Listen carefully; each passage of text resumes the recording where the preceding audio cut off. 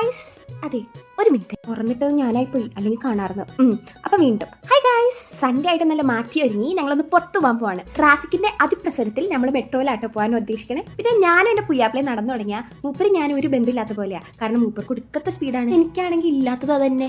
പിന്നെ എങ്ങനെയൊക്കെയോ ഓടിച്ചാടി നമ്മൾ സ്ഥലത്തെത്തി. അയക്കാം, അങ്ങനെ തന്നെ പ്രൊനൗൺസ് ചെയ്യണമെന്ന് തോന്നുന്നു.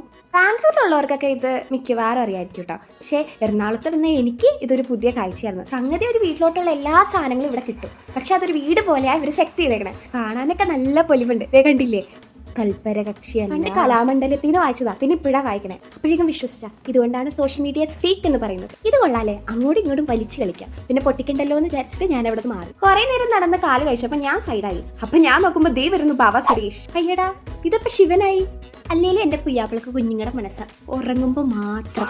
ഇങ്ങനെ വിശന്ന് കണ്ണ് കാണാതെയപ്പോ നമ്മൾ നേരെ ഫുഡ് കോർട്ടിലോട്ട് പോയിട്ടോ. This cake was so yummy, നല്ല റിച്ച് ഇൻ ഫ്ലേവർ ആയിരുന്നു. പിന്നെ ഇവിടെ നമ്മൾ പൈസ കൊടുത്താ, അല്ല പൈസ എല്ലായിടത്തും കൊടുക്കണം, ബട്ട് അൺലിമിറ്റഡ് കൂൾ ഡ്രിങ്ക്സ് ആണ്. മൂഡ് പോയി. പുയ്യാപ്പിളയുടെ മൂഡ് പോയോണ്ട് ഇന്നത്തെ വീഡിയോ ഇത്രേ ഉള്ളൂ. അപ്പൊ ബാക്കി വിശേഷങ്ങളായിട്ട് ഇനി വരാം.